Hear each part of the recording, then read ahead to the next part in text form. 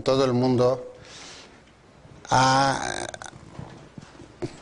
coordinar los periódicos tradicionales con sus respectivas páginas web o sus ediciones online, que es también algo que estamos haciendo nosotros. Yo no estoy seguro de que esa sea la buena respuesta al problema. Y sí quisiera poner de relieve el hecho de que no existe un modelo de transposición del periodismo tradicional a la red. Y si existe, yo no lo conozco. Y me he preocupado bastante de buscarlo, porque una de las cosas que tienen las versiones online de los periódicos tradicionales o de las radios es que efectivamente tienen muchísima mayor audiencia. Pero otra de las cosas que tienen es que tienen una infinita peor rentabilidad, en el caso de que sean rentables. Para hacernos una idea, los EBITDAs de cualquier gran periódico internacional publicado en papel, los márgenes de beneficio bruto, pueden estar en torno al 20-25%, incluso al 30%, como fue el caso del País durante los últimos 3 años hasta esta crisis, o del Financial Times. Los márgenes brutos de los periódicos más exitosos en la red están en torno al 3 o 4%, los que tienen márgenes brutos positivos. Eso tiene consecuencias muy notables, no solo que ganen menos dinero o que no ganen dinero las empresas, sino una consecuencia importante es que hay menos dinero para invertir en la información. Y por lo tanto los medios periodísticos que utilizan los periódicos en la red son cada vez menos importantes. Hagámonos una idea de que para hacer Google News no se necesitan más de 4 o 5 personas, porque todo lo hace una máquina. No hay periodistas que estén empaquetando, interpretando, analizando, coordinando, jerarquizando la importancia de las informaciones. Hay un robot que te va poniendo todo aquello en fila, ¿no? Para hacer Le Monde online, pues hay 80 periodistas. Son muchos, podría decirse. Para hacer Le Monde en versión analógica hay 350 periodistas. El País tiene 30 y tantos, 40 periodistas en la versión online, 350 en la versión en papel. Es decir, que las versiones online tienen menos concentración de conocimiento profesional y de talento humano en sus redacciones que las versiones analógicas, en gran medida porque la rentabilidad de las versiones online es muy pequeña o prácticamente inexistente. Y sin embargo, progresivamente las versiones online tienen más usuarios o más lectores o más partícipes que las versiones analógicas. Por lo tanto, el hecho de la capacidad de generación de márgenes es un hecho que afecta directamente a la calidad de la información. Y si se afecta a la calidad de la información, afecta a la calidad de la democracia o del sistema de convivencia o de la institucionalización social a la que se esté sirviendo desde ese medio de comunicación.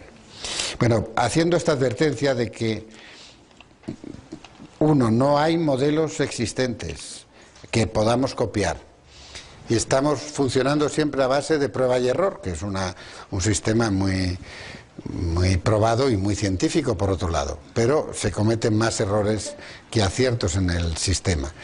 En el País, como en el New York Times, como en Le Monde, hemos incurrido en todas las pruebas y en todos los errores. Empezamos con la web en abierto, la cerramos solo para suscriptores. Abrimos luego para los suscriptores la información general, pero no el archivo ni la especializada. Ahora está totalmente abierta y lo único que ofrecemos es un servicio premium para la edición en PDF para los suscriptores y prácticamente nada más. Todo lo demás, el archivo desde toda la historia del periódico, absolutamente todo, la capacidad de que blogueen los lectores, etcétera y tal, está abierto de forma gratuita a todos los usuarios. Hace 3 años que lo está. Todavía hay muchos usuarios que creen que hay que pagar por acceder al país en la red, fruto de que estuvimos durante 2 años cobrando por el servicio.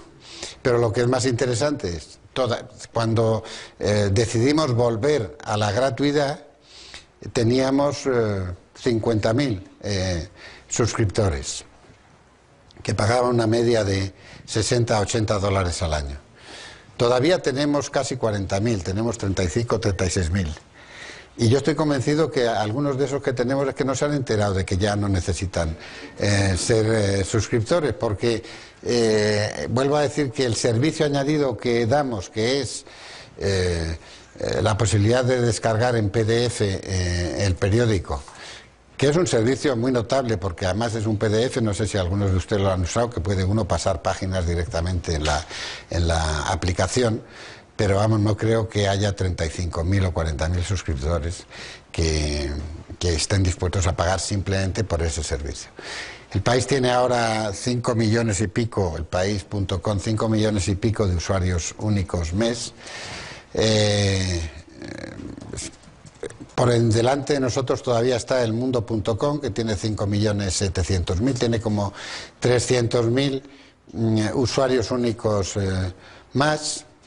Luego hablaré de esto de los usuarios únicos. He de decir que nosotros decidimos pleitear con Nielsen respecto a la contabilidad de los usuarios en la red.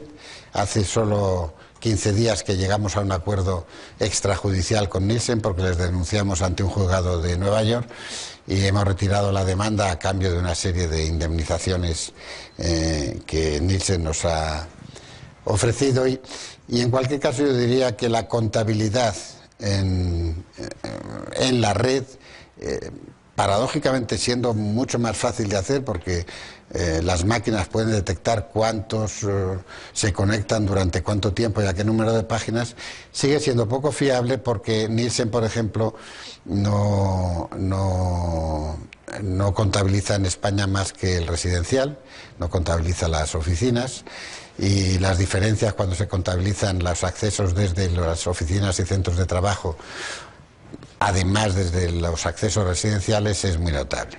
Pero en fin, esto yo creo que son temas menores respecto a lo que voy a tratar de explicar, que es un ejemplo de lo que estamos haciendo ahora, que lo venimos haciendo desde hace 1 año nada más y que coincidió con la reforma que hicimos del periódico hace precisamente 1 año.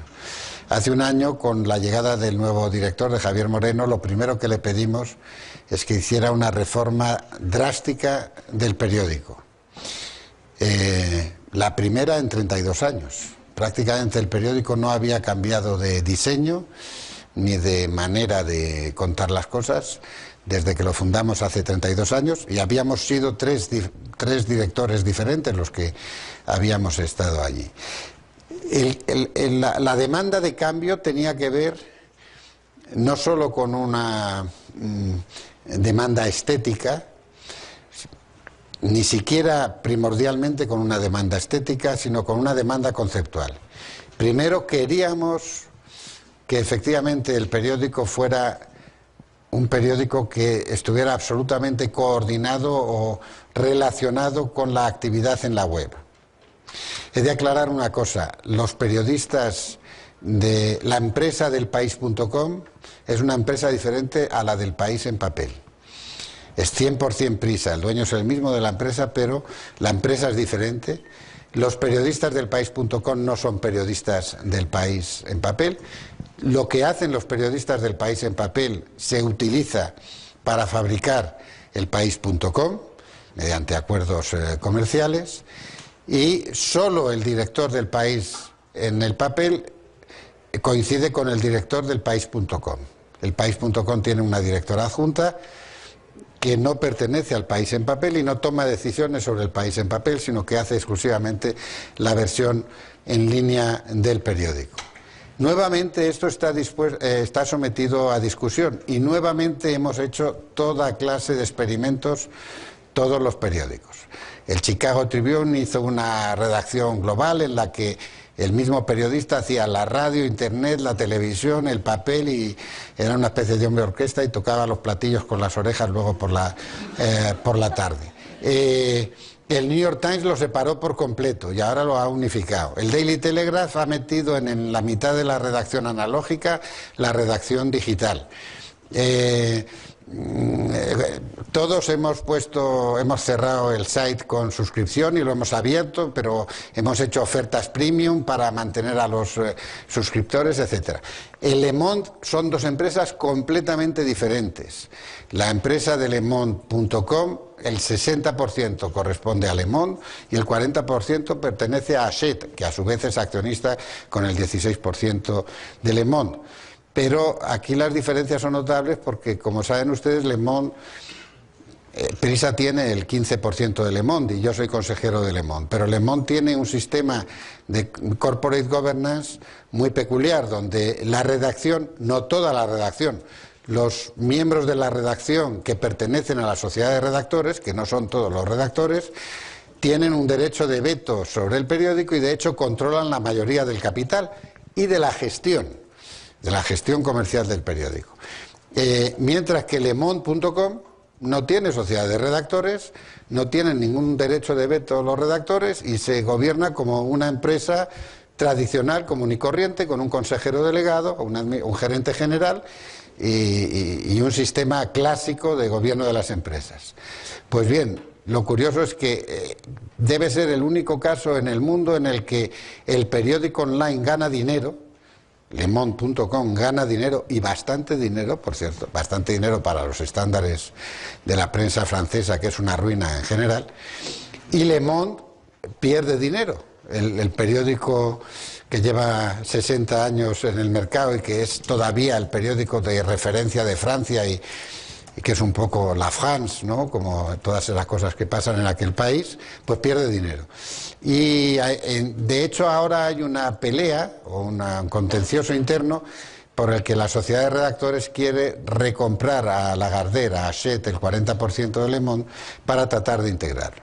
En el caso del País, como digo, primero, no hay modelos, no existe un modelo, y cada vez que nos hemos reunido, y nos hemos reunido muchas veces fundamentalmente en Davos o en encuentros de este género, prácticamente todos los dirigentes de la prensa occidental, en lo que todos nos reconocemos es que no hay modelo y vamos a copiarnos unos a otros cosas que no sabemos para qué sirven ni de qué valen, pero que imaginamos que efectivamente tienen que servir para algo a final de cuentas, por lo menos habida cuenta del dinero que piden por ellas, ¿no?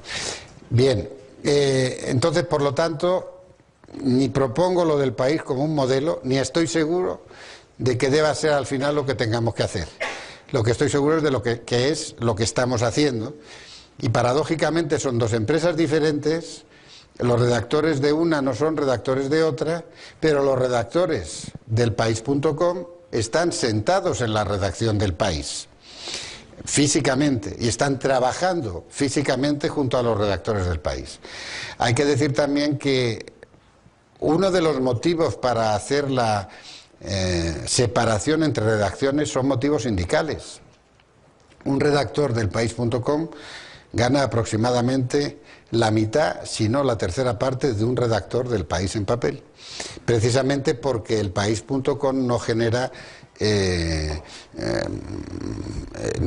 caja suficiente para mantener una operación mucho más costosa como es la del País en papel, que ha generado caja durante muchos años. Paradójicamente, la integración de las redacciones que piden los sindicatos solo sería posible mediante un sustancial aumento a los redactores del País.com y una disminución de los sueldos del País analógico, cosa que los redactores obviamente no quieren, ¿no? Pero no solo son motivos sindicales. Hay motivos conceptuales sobre la profesión. Cualquier periodista de más de 40 años pues ha vivido un mundo en el que cuando obtenía una noticia la guardaba celosamente para dar él el primero la noticia y por lo tanto se vigilaba en qué edición o de qué manera se iba a poder comunicar. El periodismo en la red parte de la base de que no hay noticias que se puedan adelantar a otras y que hay que dar la noticia en cuanto se tiene. Y entonces los periodistas analógicos dicen, pero es que nos la van a copiar, y de hecho nos la copian, y entonces no vale para nada nuestro trabajo. Y es porque hay una falta de comprensión respecto al comportamiento de los usuarios en la red. Por poner un ejemplo, yo he pedido, sin éxito, a los que hacen, y tengo algún poder en Prisa, pero a pesar de eso no he tenido éxito, a los que hacen elpaís.com, que pongan enlaces con nuestros competidores.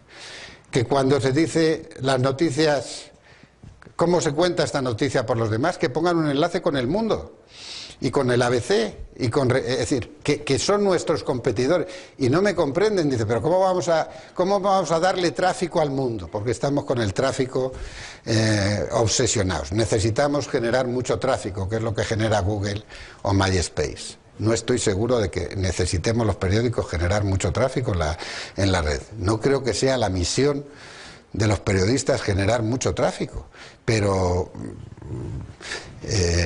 realmente es lo que estamos haciendo todos los periodistas en el mundo en la red, generar tráfico cuanto más mejor para demostrar que somos los primeros ¿en qué?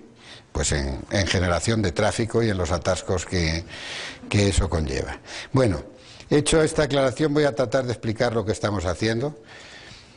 Primero queremos hacer una plataforma informativa. Lo que pretendemos es utilizar El País como una marca global de información.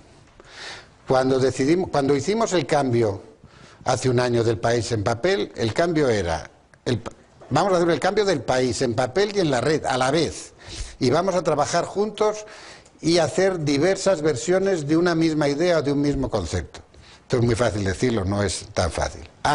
Y vamos a hacer otra cosa, un cambio generacional, porque esto no se puede hacer con periodistas de 50 años para arriba. Si me apuran, no se puede hacer con periodistas de 40 años para arriba. Y si me apuran, no se puede hacer con periodistas de 30 años para arriba. Y además porque los que nos leen, todos tienen menos de 30 años. Y algunos que dicen que nos leen, que tienen más de 30 años, nos leen en reproducciones fotostáticas de las impresoras, etcétera, que les han hecho sus secretarias, etcétera y tal. Entonces, hicimos el proyecto como un proyecto global, un cambio de imagen, un cambio de acercamiento a las noticias, un cambio de sistema de comunicarse con los usuarios y con los lectores, y un cambio interno generacional a la hora de establecer los equipos que tienen la responsabilidad de hacer las cosas, y generar El País como una marca global en la red y fuera de la red. Y por eso pusimos llevábamos 32 años con un subtítulo que decía El País, diario independiente de la mañana. Por cierto, cuando salimos teníamos muy pocos medios y salíamos muchas veces muy tarde, a mediodía, etcétera y tal, porque la rotativa no daba de sí, y la gente decía, ¿de qué es independiente El País? Y nosotros decíamos, es independiente de la mañana, es decir, porque sale por la tarde, ¿no?, en muchos sitios. Pero, en fin, decidimos que la idea de independencia, que es una idea valiosa en la prensa, ya no nos distinguía, porque efectivamente hay muchos diarios independientes, por lo menos tan independientes como podamos serlo nosotros, con una estructura comercial, etcétera, en el mercado español y en el mercado en español. Y pensábamos no que no fuéramos independientes o más o menos independientes que lo que éramos antes, sino que había otros que también lo eran, pero que ningún otro periódico podía en ese momento, ni puede, tratar de ser un periódico global en español. O sea, un periódico que se dirija a toda la comunidad hispanoparlante, que son 450 millones de lectores potenciales, o por lo menos de gente que habla español. Y por eso decidimos dar ese cambio, es decir, bueno, hagamos una marca global.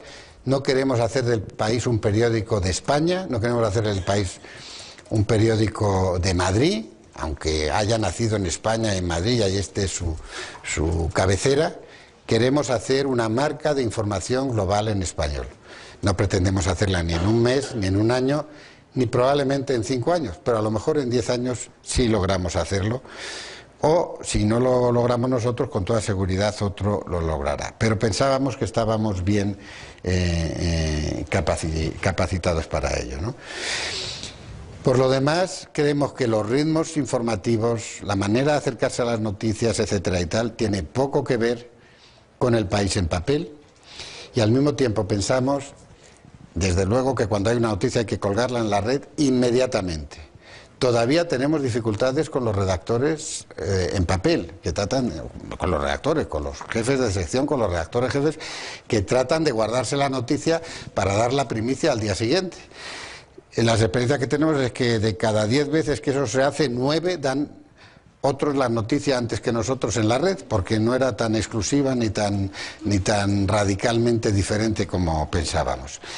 Como el director del periódico es el mismo en ambos casos, él tiene la autoridad para poder decir esto va a la red, pero es que ya ni se dice, es que todo va a la red por principio cuanto antes y como sea, una vez que esté comprobado, ¿no? Otra cosa que queremos hacer es efectivamente un concepto multimedia de la presentación de las noticias, ¿no? Las noticias se cambian según suceden, minuto a minuto, 30 segundos a 30 segundos, 24 horas al día y 7 días de la semana. Esto ya no tiene nada que ver con un periódico. En una historia famosa de la Agence France-Presse, que se llamaba Hora de cierre cada minuto, había un diálogo entre un periodista inglés y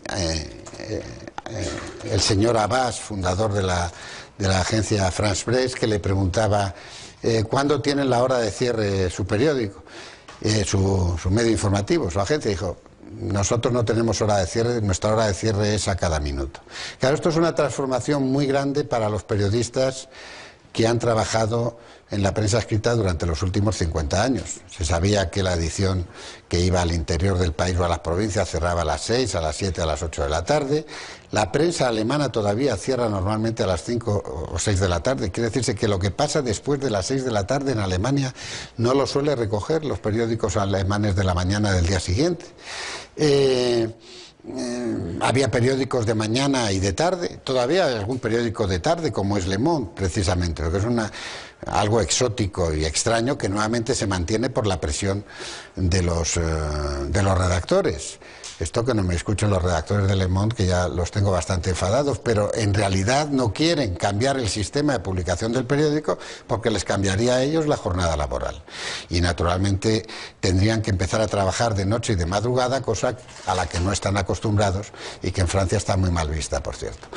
Entonces, esta idea de que el periódico no cierra y por lo tanto no tiene una hora de cierre, no tiene un deadline, cambia por completo el comportamiento de los periodistas y hace que los periodistas de periódicos se asemejen más a los periodistas de la radio, a los periodistas de una agencia informativa, y es que cuando tienen la noticia la tienen que soltar.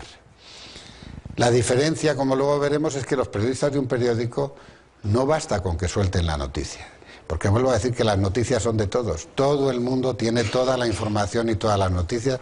La información es un bien monstrenco, es una commodity, está ahí, la puede utilizar cualquiera. La cuestión es cómo se utiliza, cómo se interpreta, cómo se usa y para qué se usa, ¿no? Pero de todas maneras, desde el principio lo que nosotros hacemos es una apelación a los lectores, a la participación de los lectores en la elaboración de la noticia. Yo creo que no es suficiente, pero ¿qué establecemos? Bueno, la valoración de los lectores nos dicen, nos puntúan con estrellas qué les parece esa noticia o esa crónica, nos dicen qué es lo más leído, nosotros les contamos qué es lo más enviado. Hay un sistema de estadísticas que permiten establecer cuántas entradas ha habido en cada artículo o en cada fotografía. Estamos tratando de sofisticar o que la gente sepa cuántas entradas desde dónde,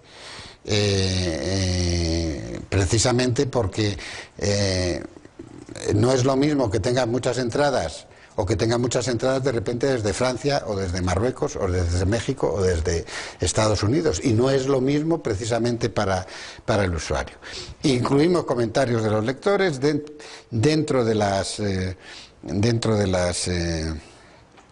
de la tradición de las páginas, de las cartas al director. Hay muchas fotogalerías, hay vídeos, nunca un periódico antes hubiera dado un vídeo, ¿no? Es decir, y por lo tanto, ¿qué tiene que ver un periódico con un vídeo? ¿Y qué pasa con una entrevista que ha hecho un periodista para el periódico, que la graba en un vídeo, a lo mejor en su celular, en su teléfono móvil, y que luego la escribe? ¿Ponemos la entrevista o un trozo de la entrevista grabada en vídeo? Pues a veces sí. ¿O ponemos partes de la entrevista que pueden ilustrar mejor lo que ha sucedido? Pues a veces lo ponemos, como luego explicaré. Noticias relacionadas, ahí es donde yo quiero que los lectores del País se vayan inmediatamente a ver cómo lo dice El Mundo. Yo quiero hacer eso por dos cosas, porque si El Mundo lo dice mejor, es un servicio que estoy rindiendo a los lectores del País. Y si lo dice peor, también es un servicio que estoy rindiendo a los lectores del País y una manera de convencerles de que es mejor entrar en El País que en El Mundo. No es fácil que la gente comprenda que la competencia en la red no tiene nada que ver con la competencia en el kiosco. No es fácil que la gente comprenda eso que he dicho antes, y es que en el mundo digital el mercado se construye desde la demanda. Y todo el mercado se ha construido, no ha sido verdad la ley de la oferta y la demanda, ha sido la ley de la oferta. Hemos visto incluso cómo la burbuja digital y toda la crisis financiera se ha construido desde la ley de la oferta, porque los bancos tenían mucha liquidez y los tipos de interés estaban baratos y necesitaban prestar mucho dinero para aumentar sus márgenes, y los promotores podían tener dinero para construir sus casas, y los gobiernos querían que los ciudadanos compraran casas porque era una manera de extender el capitalismo popular. Todo era oferta, que era recibida por la demanda, pero no se estaba rindiendo el servicio a una demanda real, lo que hace que la burbuja inmobiliaria española, que está creando enormes problemas, suponga que hay más de 1 millón de pisos vacíos en España en este momento, y al mismo tiempo 300.000 familias buscando piso.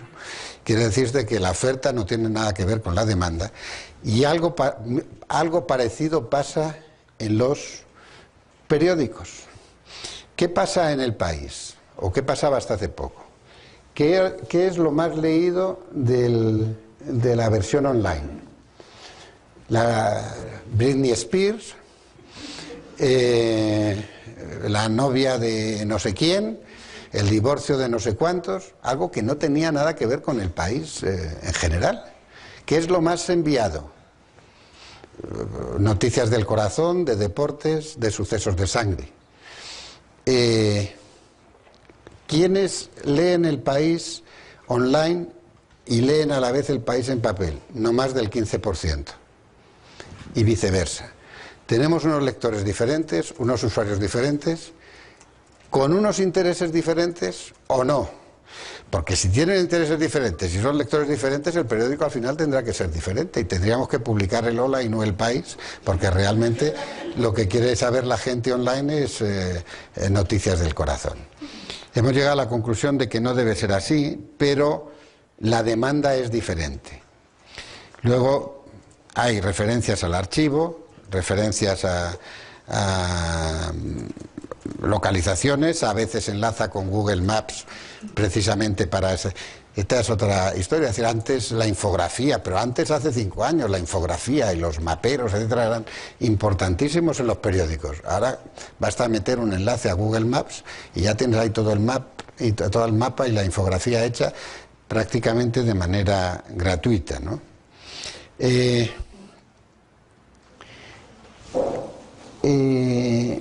Aquí hay un ejemplo.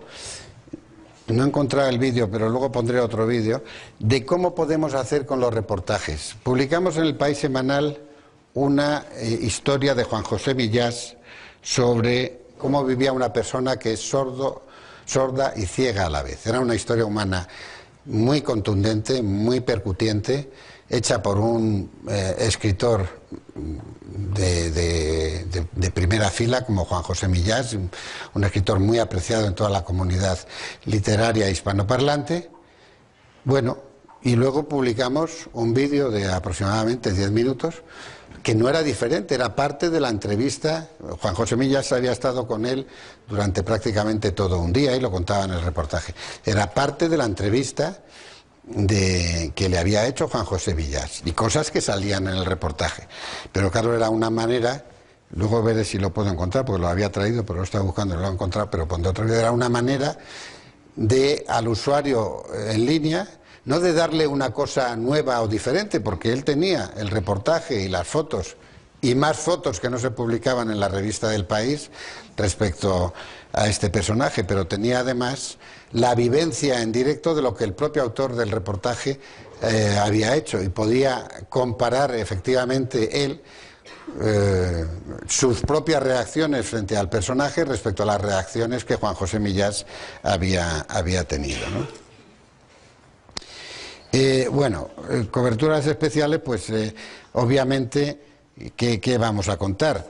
Esto cualquier periódico lo hace, es decir, no tiene nada que ver el dar en directo la elección de Obama y dar el conteo de los votos en directo, simplemente conectándose con la CNN, tampoco hay que gastarse un duro en esto, o con nuestros corresponsales de la radio o de la televisión, que el estar esperando a dar al día siguiente cómo han sido las elecciones de Obama. Nosotros somos un grupo multimedia, tenemos televisiones, tenemos radios, tenemos televisiones y radios no solo en España, concretamente tenemos una radio en Miami, que es Radio Caracol, que entrevistó a Obama y a McCain durante la campaña y que le preguntó precisamente a McCain y a Obama si estaban dispuestos a hablar con el presidente español, porque había hay un gran recelo entre Bush y el presidente Rodríguez Zapatero.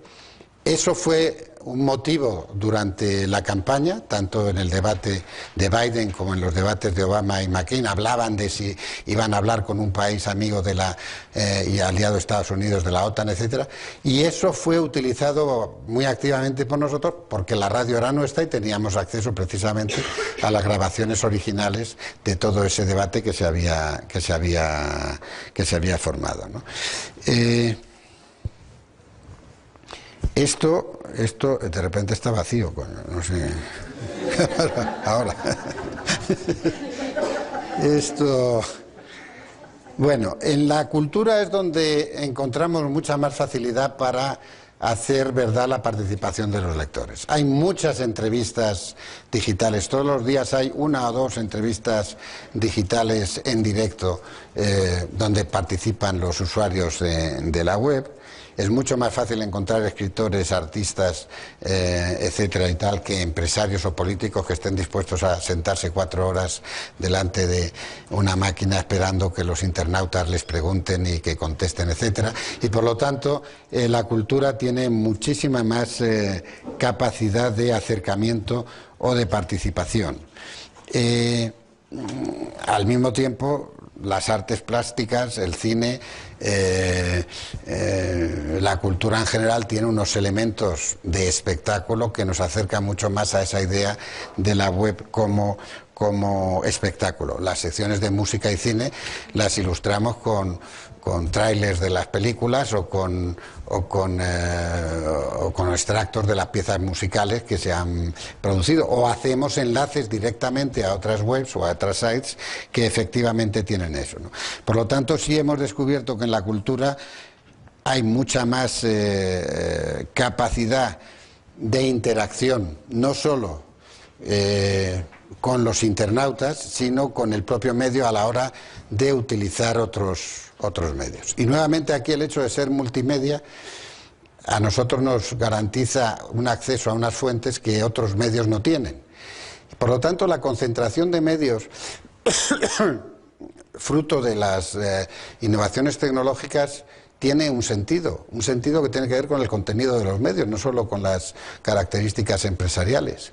Y es que si yo solo tengo un periódico, por bueno que sea, y quiero competir con las demás webs de los periódicos, tendré que hacer entonces acuerdos comerciales con los dueños de radios o de televisiones o de otros medios de ese género, porque si no, no tendré acceso a los vídeos animados o a las bandas musicales o a las bandas de audio a las que tengo acceso si tengo esos medios.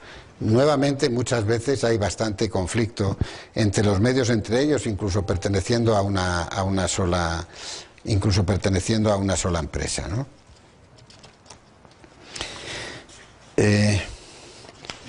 Y lo más importante, la comunidad de lectores. Y aquí es donde yo creo que los periódicos todavía no hemos comprendido bien nuestro papel en la red. Los periódicos, antes decía que servían para educar al perro, y sirven para educar al perro. O sea, son una de las... en los países menos avanzados, en la España de los años 50, servían para envolver el pescado también, o el pan, y para forrar los cubos de la basura, porque no había bolsas de plástico, y con el periódico del día anterior se hacían los paquetes que se llevaban al basurero, etcétera, y tal. O sea, son multimedia ellos mismos también en según qué cosas, sirven, ¿no? Pero los periódicos también han sido banderas o medios de identidad físicos. En España era frecuente en los comienzos de la transición que hubiera guardias que detenían a quien llevaba el país debajo del brazo, pero antes en la dictadura, cuando había periódicos que trataban de ser más disidentes, como el Madrid o el Informaciones también, si le veían a uno con el Madrid o el Informaciones debajo del brazo, el guardia le pegaba un porrazo para que se fuera enterando, y a lo mejor no estaba ni en la manifestación, sino que pasaba por allí. Quiero decir que alguien que lee El País, o que lee el ABC o El Mundo, o que lee Reforma o Milenio, etcétera y tal, se está identificando no solo ante sí mismo, se está identificando ante los demás. Y además, cuanto más se quiere identificar con eso, pues más se pone así para que le vean que lee este periódico y no otro, y que él es de esos y no de otros, ¿no? Bueno, ¿eso qué significa? Que los periódicos generan comunidades, que hay una comunidad a veces ideológica, a veces emocional, a veces simplemente de intereses, entre los lectores de un periódico, cualquiera que sea el periódico. Incluso en los periódicos deportivos, sobre todo en los periódicos deportivos que suelen estar afiliados a un club o a otro. Por lo tanto, desde el principio de la existencia de la prensa tal y como la conocemos, incluso si no lo saben los lectores, hay lazos entre ellos fortísimos y explícitos. Es frecuente decir que un lector dice, no, porque este es mi periódico. Él no tiene nada en ese periódico, ha pagado por la mañana $1 o lo que sea para llevárselo y poder leer. Sin embargo, él considera que es su periódico y que efectivamente ese periódico representa una manera de ver las cosas, unos valores, un entendimiento de la vida, cualquier cosa que le hace identificarse a él. Y en realidad no se está identificando con el periódico, se está identificando con los otros que leen el periódico. Supone que hay algo que les une, aunque no sepa muy bien lo que es, ¿no? Bueno, la red en eso es verdaderamente una bendición del cielo, porque uno puede generar toda clase de interactividad, no ya con los usuarios o con los lectores, sino con los lectores entre ellos, con los usuarios entre sí. Y ahí hemos hecho todo lo que se nos ha ocurrido y más, ¿no? Primero tenemos una sección que se llama Yo Periodista, de Periodismo Ciudadanos, donde incitamos constantemente a los lectores a que nos envíen sus noticias, sus vídeos, y nos envían cosas muy interesantes y muy importantes. No con toda la frecuencia que sería necesaria, eso se publica también en la edición en papel. Y efectivamente hay una cierta identificación del periodista que se siente que está contribuyendo al periódico, al producto. Pero yo diría que es lo menos importante. Lo más importante es cuando ellos efectivamente generan comunidades a veces cerradas de diálogo o de controversia o de acuerdo respecto a lo que ha dicho el periódico entre ellos. Publicamos fotos de los lectores, damos toda clase de encuestas online con ellos, hay muchísimas entrevistas hechas por los lectores online con gente que va allí, toda clase de test de actualidad, les preguntamos sobre cualquier cosa que exista en el mundo de la política, la economía, el deporte, sobre cualquier noticia que hemos publicado, y son muy activos contestando online. Tenemos un espacio de chats para que hablen entre ellos, vigilamos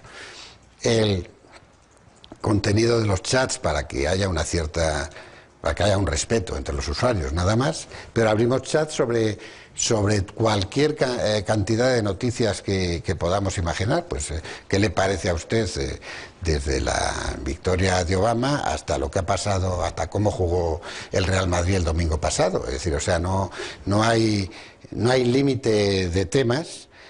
Y como luego veremos, también hacemos concursos de talentos, etcétera, pero también generamos blogs. Les damos a los lectores la oportunidad de que ellos hagan su propio blog, lo hacen ellos, nosotros se lo mantenemos, se lo colgamos de nuestro espacio, digamos, ellos no tienen más que hacer el blog, es lo único que tienen que hacer, pero les damos la oportunidad de ser ellos tan protagonistas del sistema como pueda ser cualquier bloguero nuestro, ¿no?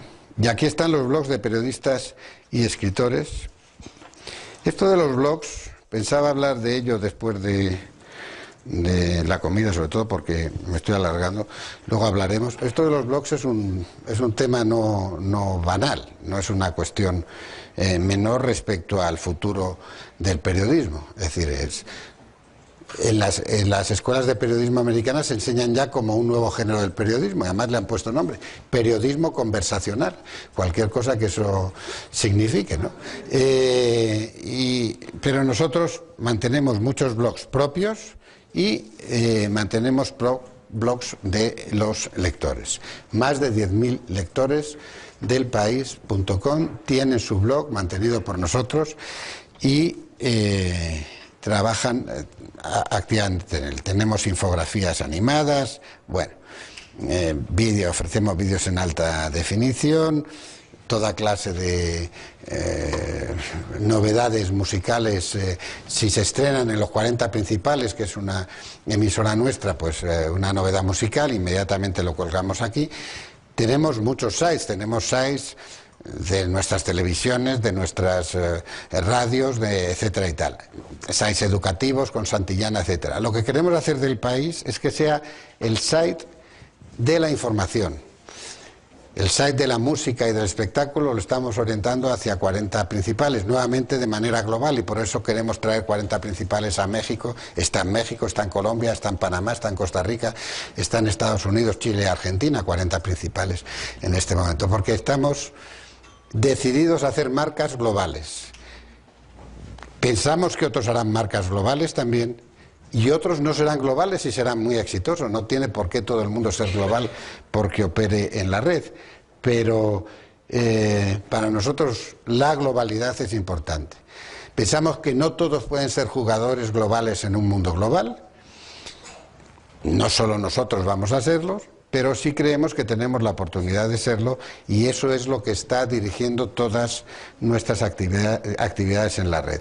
Pero con una característica, y con esto termino, y pasamos al diálogo, y es que no estamos seguros de que al final los códigos de comportamiento sean tan diferentes. No estamos tan seguros de que lo importante sea el tráfico, y tener 7 millones u 8 millones de usuarios únicos y que el otro tenga 2 millones menos. Lo que queremos es que nuestros usuarios únicos sean nuestros, es decir, que esa comunidad virtual que se organiza en torno al país tenga las mismas características que la comunidad virtual que se organizaba en torno al país papel. Gente que cree en unos valores, en una manera de ver las cosas, en una comprensión de la vida, no en una ideología ni en una doctrina. Para nada que creemos que tengamos que ser sectarios. El País ha sido siempre un periódico muy, muy plural, y lo sigue siendo. Es un periódico de centro-izquierda en el que escriben más escritores de derecha casi que en ningún otro periódico, ¿no? Y creemos en la pluralidad, pero creemos también en una manera de hacer las cosas: el rigor en las noticias, la comprobación de los hechos, la no publicación de rumores, el respeto a la vida privada y a la intimidad, la no injuria, la discrepancia dentro de en fin, una serie de valores que algunas veces cumpliremos y otros no, pero que efectivamente los queremos cumplir siempre, y que creemos que deben estar presentes también en la red, porque creemos que al final eso es lo que nos hará rentables en la red, el que se nos identifique como algo distinto a los demás, y no porque todo el mundo pueda hacer cualquier cosa con las nuevas tecnologías, nosotros vamos a hacer cualquier cosa. Esto es algo también muy importante. Los tecnólogos tratan de arrastrarnos, decir, bueno, ahora ya puedes hacer no sé qué. Bueno, ¿yo para qué quiero hacer este no sé qué si no sé para qué sirve? Ahora, me acuerdo cuando llevé a García Márquez a la academia, y con esto acabo ya, le llevamos al Instituto de Lexicografía. García Márquez tenía por las academias una resistencia terrible, fruto de la famosa frase de Rubén Darío de las academias, líbranos Señor. Pero como era amigo mío, le convencí de ir a la Academia Española, hace ya muchos años, y le llevé al Instituto de Lexicografía.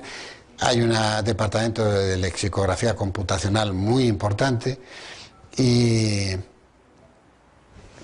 entró allí y le recibió un lexicógrafo y le dijo, yo estoy trabajando en el amor en los tiempos del cólera. Y entonces dijo, entonces va a ver usted lo que pasa. Entonces, ahí le sacó el primer capítulo, el amor de los tiempos del cólera, y una palabra, no me acuerdo qué palabra era, pues cualquier palabra, no me acuerdo en este momento. Pinchó la palabra. Y bueno, y había sobre aquella palabra toda cantidad de información de cuándo salía la palabra, cualquier cantidad de información gramatical, prosódica, fonética. Bueno, no se puede uno imaginar cuántas veces había utilizado la palabra en la literatura para no sé qué. Y después de todo eso, García Márquez le dijo, bueno, ¿y todo esto para qué sirve, no? Bueno, yo creo que tenemos que tener cuidado. O sea, hay muchas cosas que los tecnólogos nos dicen, ahora tú puedes decir en el país online, no sé qué, esto, puedes hacer no sé qué. Bueno, pero eso tiene alguna utilidad. Lo que nosotros queremos es aprovechar las nuevas tecnologías para dirigirnos a una comunidad de lectores más amplia, de usuarios, para generar ese tipo de comunidad virtual que es tan real como la analógica, como decía antes, en torno a una manera de ver las cosas, una manera de interpretar los acontecimientos, una manera de ayudar a los ciudadanos a ser un poco mejores y más felices. Y ahora pasamos al diálogo. Si es que hay diálogo.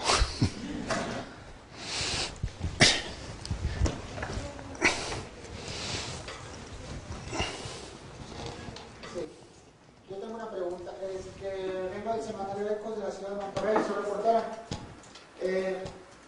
A partir de hace un año he comenzado a mandar correos a funcionarios y políticos solicitando entrevistas o citas para entrevistas para posteriormente que me reciban en sus oficinas. El 90% de las personas a las que políticos, funcionarios, que les mando estos citatorios o estas invitaciones no me contestan. Y me he dado cuenta que es porque a pesar de que tienen muchos de ellos correos o incluso Facebook o páginas, no las atienden o no les ponen atención. Quería saber si ustedes se enfrentan a ese mismo problema ya en el país. Bueno, yo creo que el problema depende, es decir, o sea, yo creo que hace muchos años yo asistí a un debate con Bill Gates en Seattle, donde Bill Gates recomendaba que todo el mundo tuviera su correo particular accesible en una organización a todos los miembros de la organización. Por decirlo de alguna manera, que no sé si sucede así, es decir, todos los estudiantes del TEC deberían tener la capacidad y la oportunidad de enviar un correo directamente al rector del TEC. O todos los miembros de un ejército, todos los soldados de un ejército deberían poder mandar al general, sin pasar por los diversos estamentos, su correo.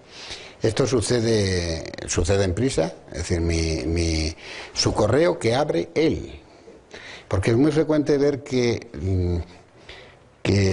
los ministros, los jefes de empresa, etcétera, tienen un correo que abre la secretaria, lo cual cambia por completo el sistema. Bill Gates, supongo que tenía con 25.000 empleados en Microsoft, su correo abierto a todos los empleados de Microsoft.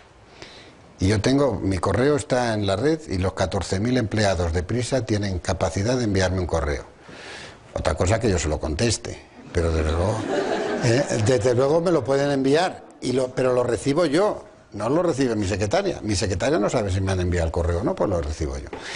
La experiencia demuestra además que todo el mundo se lo piensa mucho antes de de enviar un correo, es decir, cuando lo envía es por algo, normalmente, ¿no?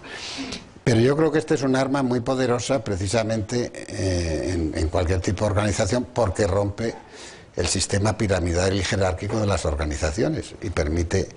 Ahora, es un arma que hay que utilizar razonablemente, pero es un arma, porque permite efectivamente compensar algunas injusticias y extrañezas. Yo me temo que la mayoría de los políticos no abren ellos su correo, no tienen un correo que hablan ellos, no lo saben ni manejar muchas veces, son las secretarias, etcétera, las que lo hacen. Esto no quiere decir que ese sea el motivo por el que no te han contestado a ti, es decir, sino que eso sucede así, ¿no? Y en el mundo del periodismo todavía las marcas tienen importancia, es decir, como cualquiera puede hacer cualquier cosa en la red, cualquiera puede ser periodista, como cualquiera puede ser presidente de los Estados Unidos, y eso se ha demostrado recientemente con el presidente Bush, es decir, que no hay que tener cualidades especiales,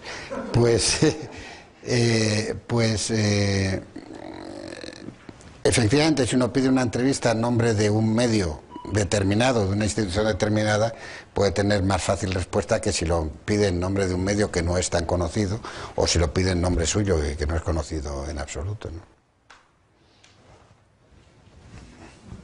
Nos gustaría que comentara sobre la formación de los periodistas para estas nuevas.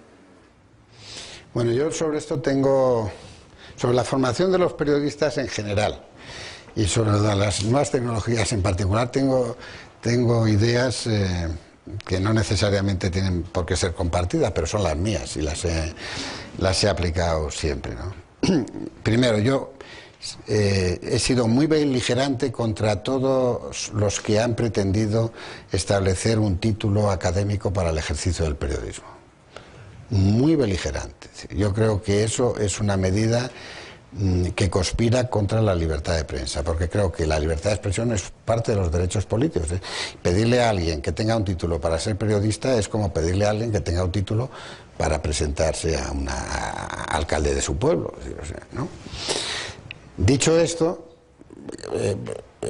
creo que he sido también de los más persistentes e insistentes en mi país en potenciar la formación y la formación universitaria de los periodistas, porque creo que, y de los políticos también, por cierto, es decir, o sea, ¿no? Otra cosa, creo que hemos sido más exitosos con los periodistas que con los políticos, pero bueno. Por lo tanto, creo que los periodistas tienen que tener formación de grado universitario. Si es a través de un grado de 3 o 4 años o a través de un máster de posgrado, ya hay discusiones y diferencias. Y creo fundamentalmente que la formación no debe ser técnica. Es decir, tiene una parte técnica, pero creo que la parte técnica se aprende en 6 meses. De 4 años que van a pasar en la universidad, hay muchas otras cosas que tendrán que aprender. Es decir, yo creo que el uso de las nuevas tecnologías no debe distinguir a los buenos periodistas de los malos en el periodismo de las nuevas tecnologías. A los buenos periodistas de los malos los distinguen los periodistas que saben primero descubrir las cosas y luego contarlas, y aquellos que no las saben descubrir o no las comprenden bien y luego no las cuentan. Una vez me vinieron a ver los fotógrafos del País a preguntarme qué tenían que hacer para hacer mejores fotos. Yo estaba director del País entonces, y yo creo que venían a pedir que les comprara cámaras nuevas o no sé qué, o que el laboratorio no sé cuánto. Y yo dije, ¿de verdad queréis hacer mejores fotos? Sí, queremos hacer. Pues leer el Quijote y veréis cómo haréis mucho mejor las fotos después de que hayáis leído el Quijote. Pues creo que es efectivamente eso lo que hay que hacer para formar buenos periodistas. Desde luego debéis leer el Quijote cuanto antes si no lo habéis leído, y haréis mucho mejor las crónicas. Pero aparte de eso, en las nuevas técnicas son como las antiguas, son técnicas. Primero se aprenden, segundo cambian muy rápidamente, y tercero, yo no digo que la tecnología sea neutral, porque no lo es, y naturalmente condiciona la actividad, pero eso me recuerda cuando cuando efectivamente salió a la televisión, donde estaban los cámaras de televisión, los iluminadores de televisión, los reporteros de televisión. Ahora un periodista es cámara, iluminador, reportero y fotógrafo con su teléfono móvil constantemente, ¿no? Y lo que hay que hacer es enseñarles bien a utilizar el teléfono móvil, pero eso probablemente lo van a aprender mejor en su casa ellos, con su hermano pequeño o con su primo, que con cualquier profesor en la universidad, que tendrá que pedir al nieto que le diga cómo funciona el teléfono móvil. ¿Cuál es la clave, digamos, del éxito del país? Conozco más o menos la historia de este periódico, o sea, la fundación, la formación de izquierda, todo lo que platica aquí.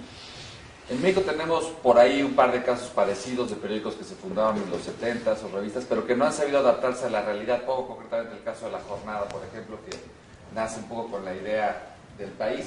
Pero La Jornada está en nuestro país, se mantiene ya en un nicho de izquierda, digamos, radical, su página de internet es una basura. Es un periódico que no se ha modernizado y tiene el mismo tiempo aproximado que el país. Además del éxito en términos de credibilidad que ustedes tienen, todo lo que han platicado de la expansión, ya hablar de que tienen multimedia, de la página, y que incluso aquí en México es muy bonito el periódico y también la revista. ¿Cómo podemos nosotros los mexicanos aquí adaptar una experiencia tan exitosa como la del grupo que usted representa? ¿De qué manera se adaptó con todo lo que han vivido en España para que el país siga siendo líder en el mercado, se adapta a las nuevas tecnologías, mantiene credibilidad, incorpora y se pluraliza a lo largo de este tiempo? Y en México no hemos sabido hacer eso. Surgen nuevos periódicos, más recientes, de 10 años para acá, que son más modernos, pero los que se fundaron antes se mantienen igual y perdiendo día a día, digamos, lectores, credibilidad, etc. Aquí no tenemos un ejemplo como el del país, que se mantiene década por década en un mercado tan competido y que ahora ya además se expande hacia acá, cuando aquí ninguno de nuestros periódicos se puede expandir, digamos, en América Latina. Bueno, ese último dato es un dato importante. No es que ningún periódico mexicano se pueda expandir en América Latina, es que en ningún periódico de América Latina, de ningún país de América Latina, se puede enterar uno de lo que existe, de lo que pasa en América Latina leyendo ese periódico. Es decir, enterarse de lo que pasa en Perú leyendo un periódico mexicano es muy difícil, pero enterarse de lo que pasa en México leyendo un periódico peruano es absolutamente imposible. Ahora te informa muy bien de lo que pasa con Putin y no sé qué. Es decir, pero en fin, ese yo creo que es un problema estructural de la prensa latinoamericana, ¿no? Bueno, en primer lugar, yo creo que una parte de culpa la tienen los editores de periódicos y los periodistas, y otra parte de culpa la tiene el ambiente, o el medio ambiente, como ahora se llama, o el calentamiento global. Es decir, uno no puede hacer... a mí me decían muchas veces, es que los periodistas en España no sé qué. Yo decía, bueno, pues los periodistas supongo que serán como los arquitectos o como los médicos o como los militares, pues que hay de todo, ¿no? Entonces uno no puede pretender una institucionalidad de los medios de comunicación mexicanos en un ambiente institucional tan deteriorado como este en todas las demás cosas. O sea, eso sería pedirle a los periodistas y a los empresarios de periódicos, decir, cuando la policía está como está, el ejército como tal, los narcos como tal, los partidos como no sé qué tal, de repente aquí vamos a tener unos periódicos que funcionan estupendamente bien. Y bueno, pues es una cosa muy rara, porque los periódicos son un reflejo de la sociedad en la que se hacen, ¿no? Y por lo tanto, una parte del éxito del país, por lo menos una buena parte, es que nació en un momento muy concreto, que fue el de la transición política, en donde la transición política respondía a una voluntad general de los españoles, de los de derechas y de los de izquierdas, de los franquistas y de los antifranquistas, de los ricos y de los pobres, de los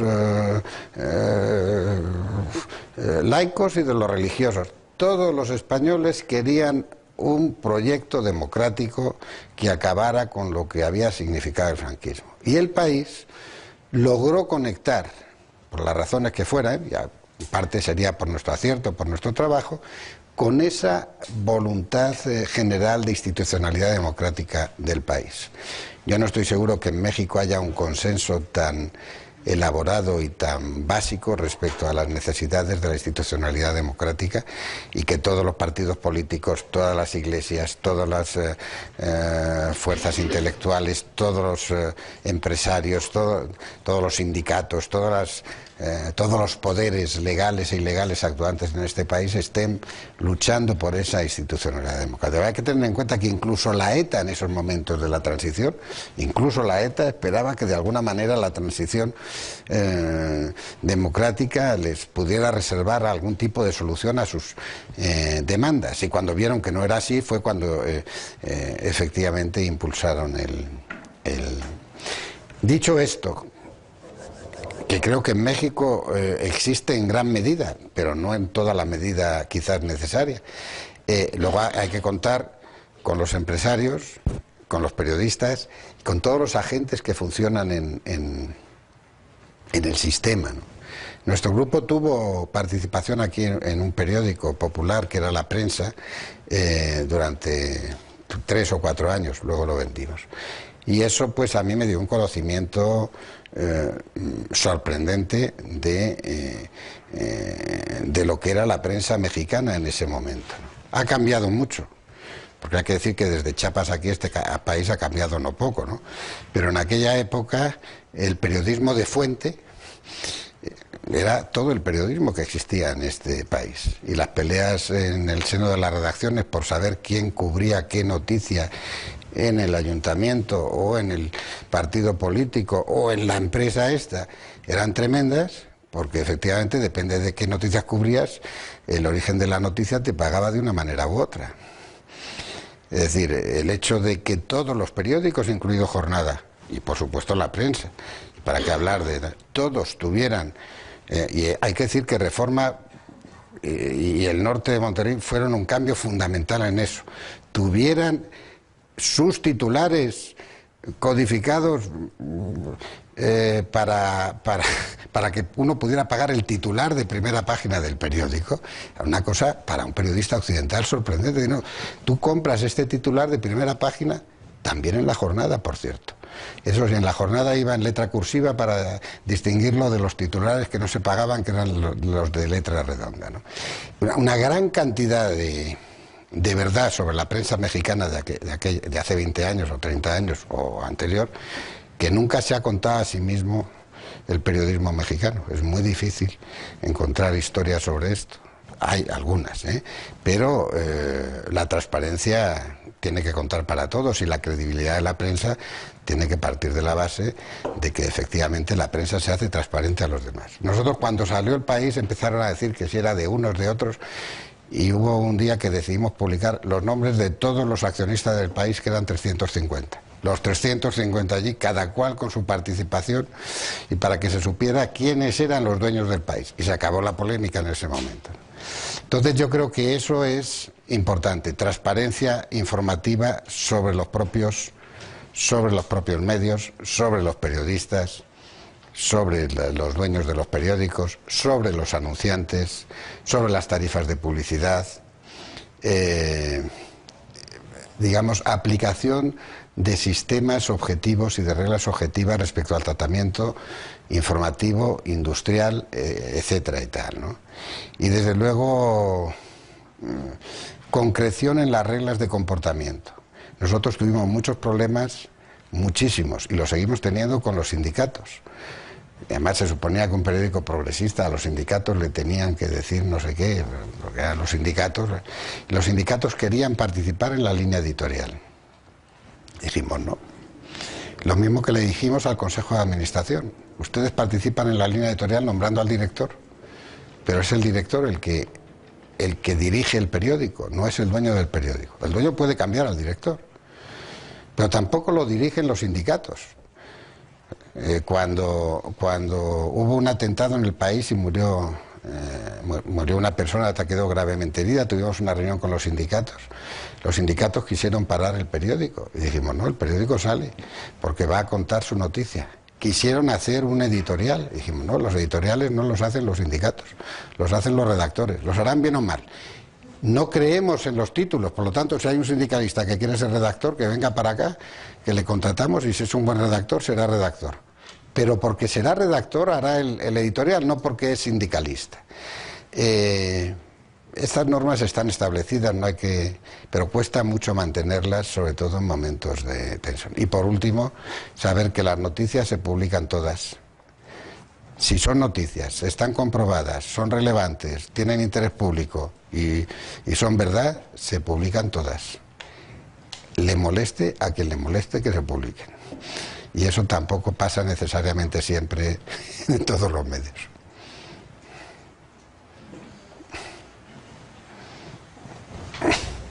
La edición digital del país, ¿qué está generando más lectores? ¿Las notas que se publican en tiempo real o todos estos, otra gama de productos que tienen más que ver con la interactividad, con multimedia? Es muy variable, yo diría que además es muy difícil, ¿no? Es decir, tiene que ver con la actualidad. Por ejemplo, ahora con los sucesos de Bombay hemos descubierto que había una cantidad de usuarios en Bombay y en la India del país.com que no nos podíamos ni imaginar. Yo tengo por aquí unas cifras, aproximadamente entre el 15 y el 20% por ciento de los usuarios del país.com está fuera de España, más o menos. De ese 15 o 20% hay un 4% en Estados Unidos, 2% en México, 2% en Argentina, 5% en Europa, en fin, por ahí más o menos van, 4% en Europa. Pero de repente, si algo sucede con la actualidad mexicana, ese 2% de usuarios mexicanos se nos convierte en un 4% en un día. Pero en un día, en un minuto. Es decir, o sea, lo que pone de relieve que la vitalidad de la red es formidable, porque el doble de los que habitualmente entran en el país son capaces de entrar en el país.com un día si ese día pasa algo en México que a ellos les interesa. Punto final. Y luego se van otra vez, no vuelven al día siguiente. También los usuarios de los medios online son mucho menos leales que los usuarios de los medios analógicos. Y esto es algo también para tener en cuenta a la hora de hacer los contenidos, porque la confianza entre esa idea de que el País o Reforma o Jornada es mi periódico, yo soy el lector de este periódico que he sido fiel a él toda la vida y lo he comprendido, etcétera, eso no existe en la red. No hay ninguna lealtad del internauta a la website, ninguna. Y además no hay por qué pedírsela, ni es un concepto que les interese a los internautas la lealtad, todo lo contrario, lo que les interesa es la traición permanente. Entonces, es también un poco difícil el diálogo con ellos en ese sentido, ¿no? Digamos que un internauta está ahí en la medida en que está satisfecho, pero a la mínima se va, y además como se va exactamente con un clic, pues tampoco tienes manera de impedírselo, ¿no? Sobre los contenidos que se publican en la versión online, estos, ¿qué impacto han tenido? No sé si se han publicado los reportajes más largos o crónicas más extensas, que no son exactamente o videos ni notas pequeñas, sino no sé si a través de los comentarios alguien se haya dicho con los usuarios, o si por las estadísticas de sitio puedan saberlo, si realmente se quedan a leer textos más grandes o si simplemente no. Normalmente son más grandes en la versión analógica que la versión online, ¿no? ¿Qué tienes en la versión online que no puedes tener? Pues primero el archivo. Es decir, primero los antecedentes de la noticia que te dan todos. ¿Qué cantidad de cosas se han publicado sobre este tema en el país? ¿Cuándo? ¿En la última semana, en el último mes, en los últimos 2 meses, en el último año, desde la historia del periódico? Eso no lo tiene, y eso lo tiene el periódico en papel, lo tiene el periódico. En fotos sí, en fotos, allí donde el periódico publica 2 fotos, pues puedes tener 20 fotos del mismo evento, y por supuesto en vídeos también. Pero normalmente, bueno, luego comentarios de los lectores, otras versiones de la noticia en otros medios o en el archivo, es decir, ampliaciones de ese hecho y ampliaciones documentales que no puedes tener, pero no versiones más extensas de la crónica. Es difícil, es decir, es curioso. Una de las cosas que utilizan más los lectores en las crónicas es el correo. Es decir, y una de las cosas que nos interesa no es tanto cuántas veces se ha visto o cómo se ha valorado, sino cuántas veces se ha enviado a otro. Y esto pasa mucho con los artículos de opinión, porque claro, un lector que lee un editorial, un artículo de opinión o una columna, y que se toma el trabajo de reenviarlo hacia alguien que a él le interesa, que cree que eso tiene mucho más valor que una carta al director del periódico, por lo que está haciendo es un marketing viral del propio periódico, enviando precisamente artículos del periódico a otros usuarios que no sabemos quiénes son ni cómo se comportan, ¿no? Esas son las cosas que valoran los usuarios. No que el periódico les dé más, sino que ellos pueden aportar con su actividad a la elaboración de esa comunidad diferente en torno. Al final el periódico es lo de menos y lo que dice el país es lo de menos. Lo demás es que yo tengo este hecho como un pretexto para pertenecer a un club o a una tribu.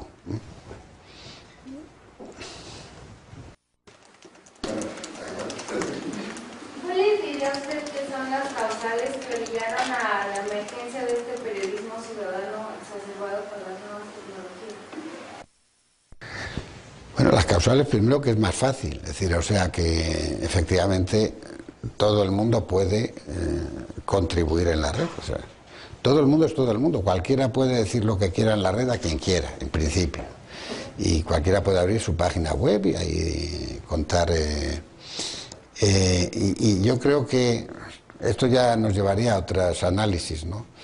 Hasta qué punto la red es un sistema de solidaridad y de comunicación social, un sistema de autismo progresivo en el que uno se relaciona cada vez más con la máquina y con unas gentes que están detrás de la máquina pero que no ves.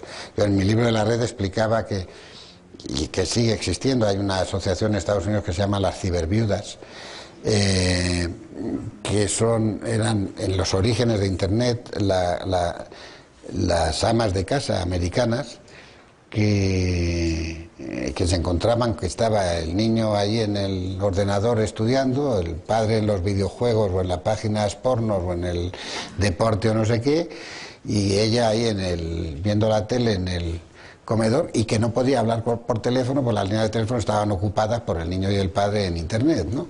Y ha habido muchos fenómenos de autismo también, paradójicamente en un medio que lo que pretende es la comunicación, precisamente porque está uno comunicándose con Brasil y con Myanmar ahí en la red, y con una novia japonesa o un novio sueco, ¿verdad? Y no hace caso a su hermano pequeño que está en el piso de abajo, o al vecino de al lado o lo que sea, ¿no? Entonces yo creo que los deseos de participación en el periodismo ciudadano tienen que ver mucho con esa relación especial con la máquina que tiene el internauta, y también con la propia necesidad de identificación en un mundo muy anómico, etcétera y tal, ¿no? Pero también están siendo potenciados por las propias organizaciones. Ya digo que hay un periódico coreano que se hace solo con redactores que son los usuarios, y que es un enorme éxito.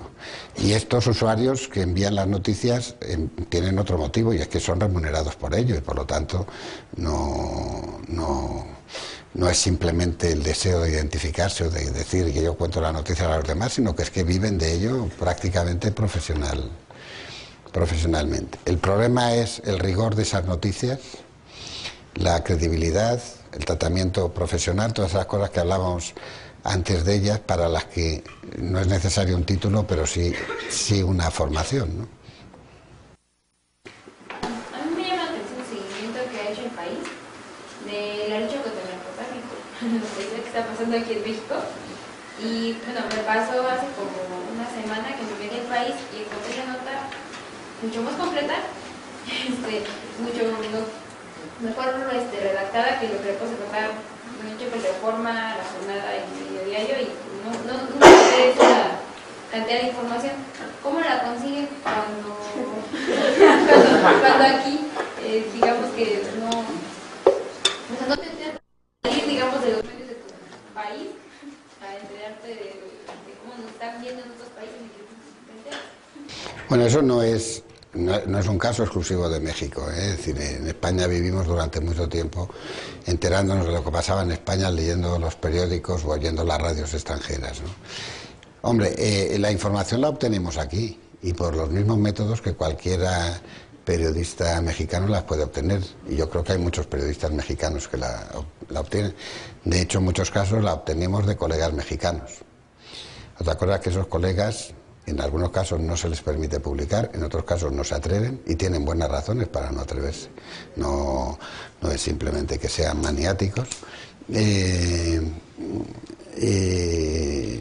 Pero la información la obtenemos aquí por los métodos más elementales del periodismo, que es preguntando a la gente, tanto a los oficiales encargados de la lucha contra el narcotráfico, como a los ciudadanos y como a la gente corriente. Y yo creo que es una información que no desvela nada que no sepa el mexicano medio. El mexicano medio que quiera enterarse, es decir, y que no sepan muchos periodistas mexicanos, pero vuelvo a decir, sería injusto acusar a los periodistas mexicanos, que además están pagando muchos de ellos con sangre sus intentos y sus deseos de información al respecto, y otros sus deseos de desinformación también, por cierto, pero aquí hay revistas como Z de Tijuana que han hecho una tarea formidable y a las que nosotros le dimos un premio en El País precisamente por la tarea que han hecho. Pues eso, hablando con la gente de Z se entera uno de muchísimas cosas. La formación periodística de la que hablaba antes, sé que, bueno, por lo menos hasta el año pasado, la carrera de periodismo en España es la segunda más concurrida después de medicina.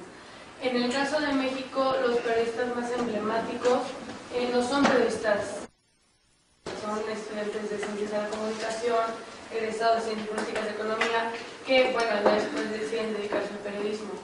En el caso de los egresados de la carrera de periodismo, que usted dice que no los hace periodistas, ¿qué es eso que los hace periodistas? ¿Es la experiencia? ¿Es un posgrado? ¿Es una manera especial de percibir los acontecimientos? ¿Qué es lo que los distingue de solo ser titulados en periodismo?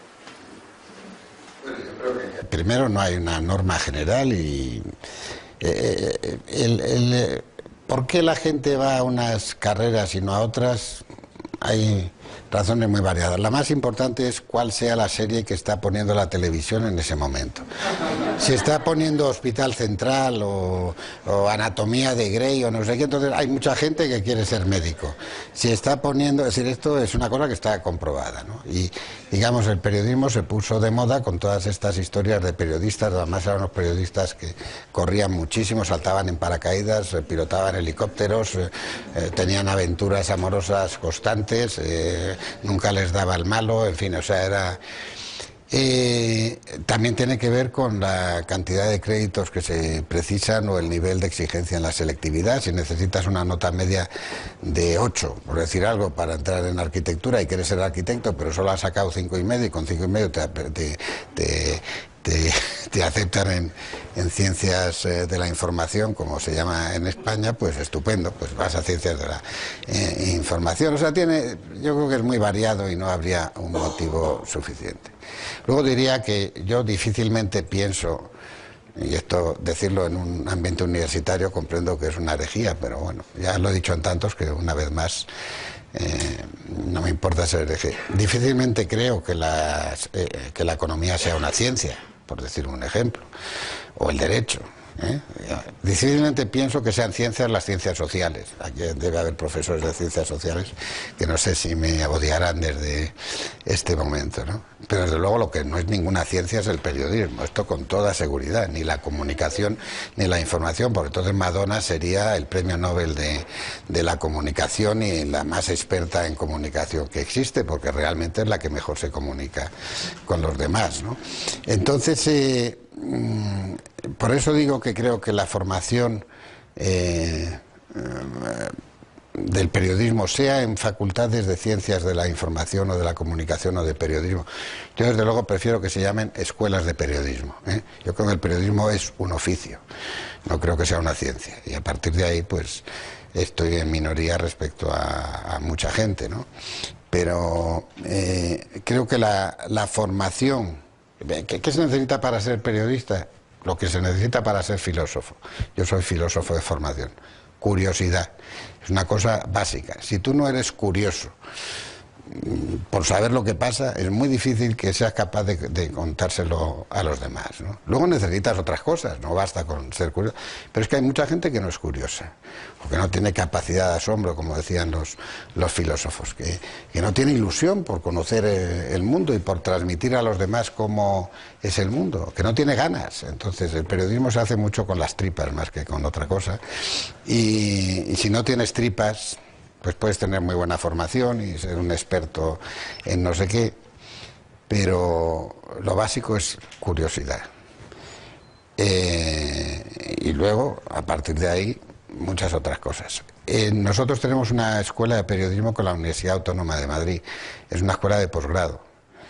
Siempre nos ha parecido mejor que los estudios de periodismo, en la medida en que pensamos que es un oficio, sean de posgrado, que serían los que dan la especialización técnica o práctica a los que quieran ser periodistas. Pero de todas maneras yo no estoy en contra, todo lo contrario. Me parece muy bien los estudios curriculares de periodismo de 3 o 4 años que hay en muchas universidades, sobre todo porque en principio el que estudia periodismo se supone que ya tiene un poco de curiosidad y de ganas, porque porque quiere ser periodista, no quiere ser filólogo, ¿no?